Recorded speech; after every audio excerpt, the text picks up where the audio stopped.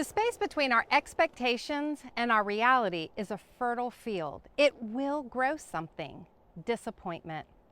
When I was in high school, I had a friend whose sister had the coolest hairdo.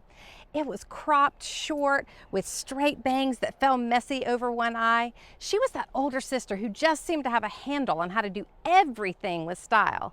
I somehow decided that all of her coolness traced back to that hairdo. Like that was the budding spot from where all of the life I wanted could sprout. Yes, it was that hairdo. Never mind the fact that her hair was thin and obedient, mine was thick and rebellious. And never mind the fact that her hair was sleek and straight, and mine, well, it was curly at best and frizzy at worst. And never mind that her bangs fell nicely over her forehead, while mine had a crazy cowlick causing them to grow up, not down. Yeah, never mind reality. I set my expectation on the highest bar and willed my hair to fall in line. The hairdresser chopped and chopped and chopped and tried to assure me after she was done that it looked just like the picture of the older sister. But that was a lie. I knew it and she knew it. And oh, how that space between my expectation and my new reality grew some serious disappointment. I still have nightmares sometimes of that disastrous hairdo where I wake up and I'm just desperately making sure that my hair is still there. That hair grows back. Bad cuts can be fixed in time, and that disappointment can be remedied. But other situations aren't so easy. Maybe you've had some space between a current reality and an unfulfilled expectation. If so, I imagine disappointment can be found growing right there. Psalm 23:1 says, "The Lord is my shepherd, I shall not want." The Hebrew word for want is chaser, meaning to lack, be without, become empty. So if the Lord is my shepherd, I shall not become empty. I shall not live in a constant state of disappointment where circumstances absolutely leak me dry. But I do sometimes. And not just with silly things like my hair, it's other stuff as well, the important stuff in life, the hard disappointments. So how do I let the Lord shepherd me in those? What does that even mean, to have a shepherd? How do I close that gap between my expectations and my current reality and not let disappointment overwhelm me?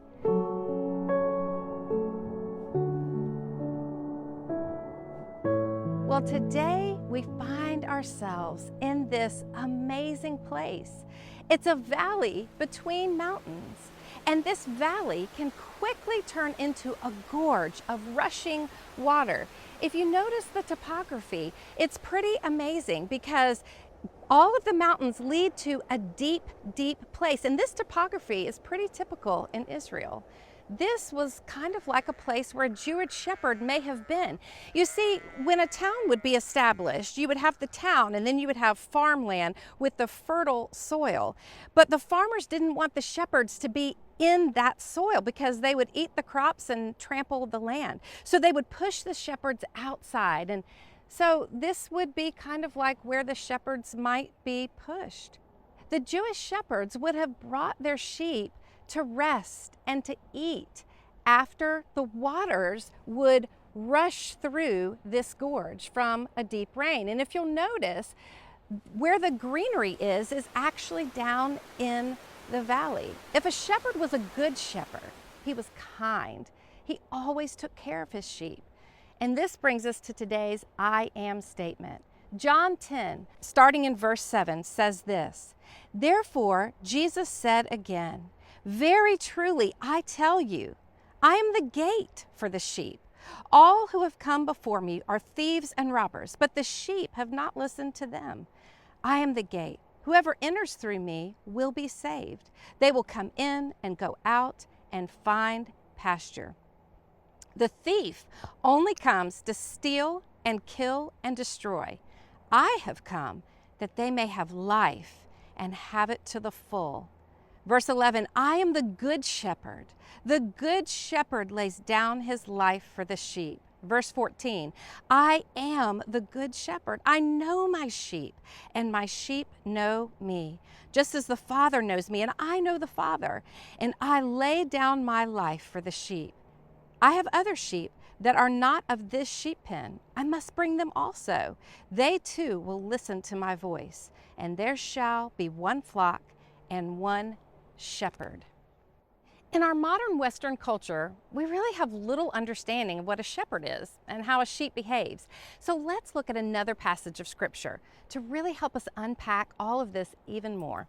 Psalm 23, written by a good shepherd named David, who would later become king.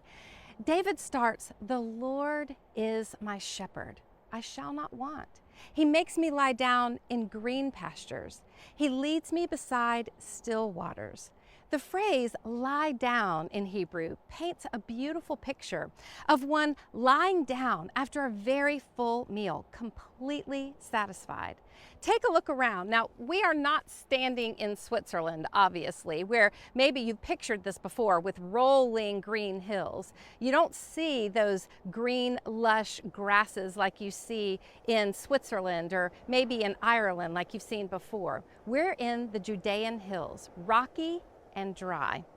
But when the rain comes, just like I mentioned before, when the rain comes, it comes very, very hard, and waters would rush from the high places down on both sides, and you'll see it just forms a massive gorge. And when the rains come down, a flash flood comes very, very quickly, leaving death and destruction in its wake.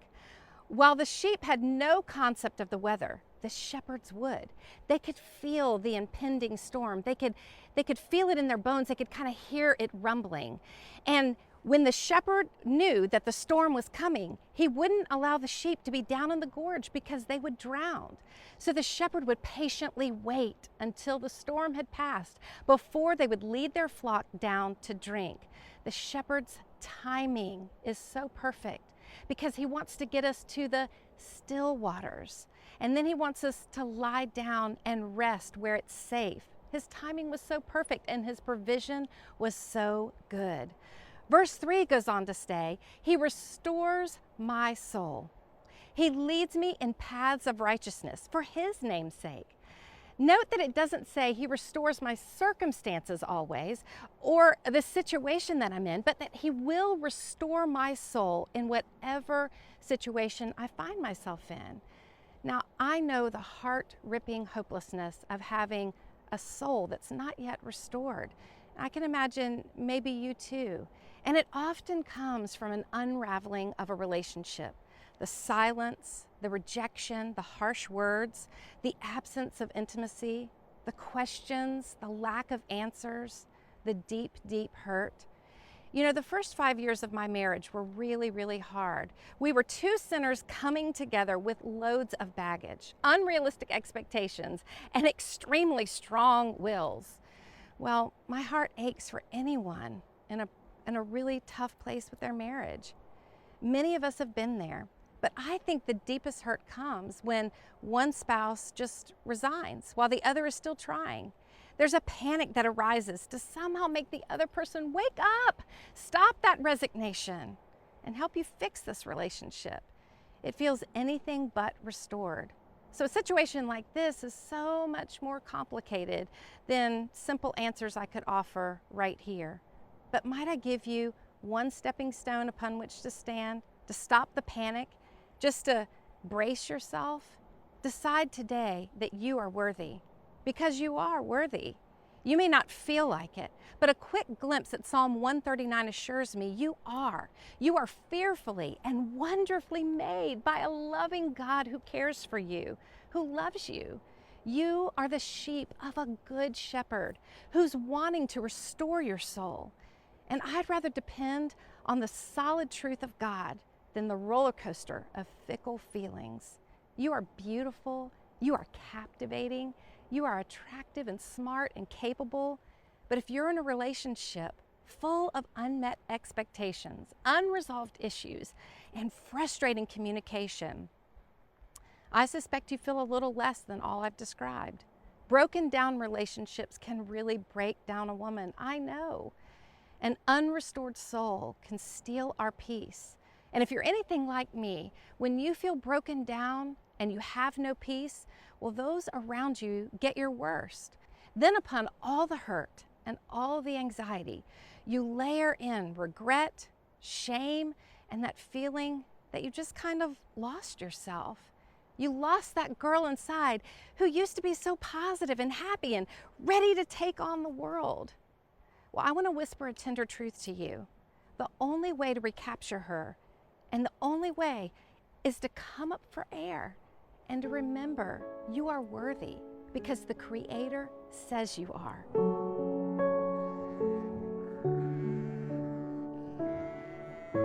Honest cries for help lifted up to our Jesus, our Good Shepherd, will not go unheard. He sees, He knows, He loves, and He restores, and He will direct you as long as you stick with Him. Remember, you can't control how anyone else acts and reacts, but you can control how you act and react. You may feel alone, but you're not alone. Those other sheep around you, they may have left, but the shepherd is there, and He will restore your soul. The next part of the verse says, He leads me in paths of righteousness for His name's sake. A friend of mine who lives in Israel says the phrase paths of righteousness describes, it's really like circles of righteousness. It's like circular paths going around the mountain. If you were just to go straight up and over the mountain, that would be incredibly hard and potentially deadly. So when a good shepherd would lead their flock, he would do it around the mountain, maybe even in like a zigzag pattern that formed this picture of circles around the mountain, because that was the safest path for them to take. You know, when I drive through the mountains of North Carolina, where I'm from, rarely do I like to take paths that drive straight up the mountain because it just feels so scary to me. But the road that curves back and forth, well, it safely navigates me eventually up and over that mountain. In Jeremiah 50, verse 6, Jeremiah is speaking about the nation of Israel and about how they've become lost sheep following a bad shepherd. It says, "My people have become lost sheep. Their shepherds have led them astray. They have made them turn aside on the mountains. They have gone along from mountain to hill and have forgotten their resting." The Hebrew word for paths, it means almost like well-worn paths or deep ruts that are good ruts. And these ruts were so important because the shepherd maybe had made these ruts or these paths on their own over time. But more than likely, others had gone before them to create these good, safe paths. And each following generation of shepherds wisely walked in them. Even today, you can literally look at the hills in Israel and you can see the paths the shepherds have been walking for generations. I wonder, what deep ruts or paths have you created in your life of regularly walking with God? What deep positive places have you forged that now you can follow in? I encourage you to remind yourself of those paths, of those regular rhythms of your relationship with God.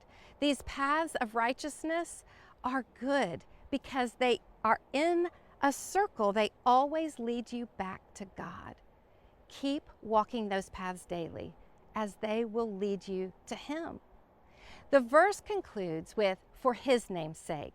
This reminds us to elevate our perspective, to recognize that we were created for so much more than just temporary happiness, but for His name's sake, and for His sake, for eternal things and an eternal perspective.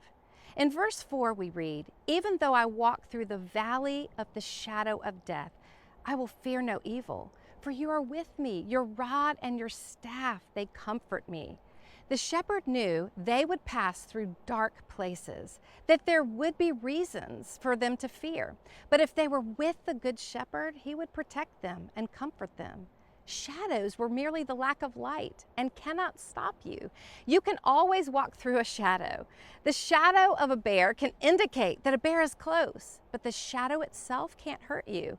A tree can fall on you and you would surely be injured, but if the shadow falls on you, there would be no harm done.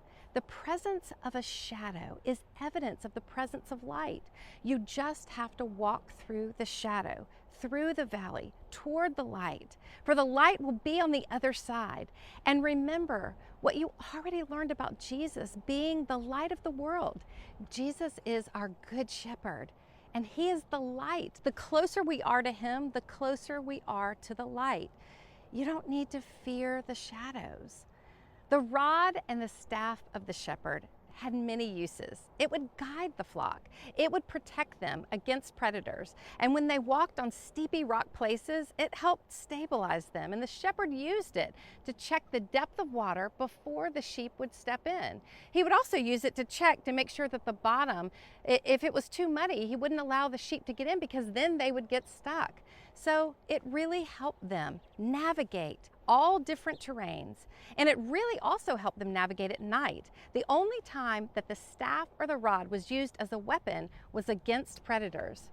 Whoever had the staff or the rod in his hand, they had the authority. The Jewish people that Jesus was sharing with in John 10, they knew all about a shepherd. They knew that when Jesus said, "I am the good shepherd," that all of these traits came with that good shepherd.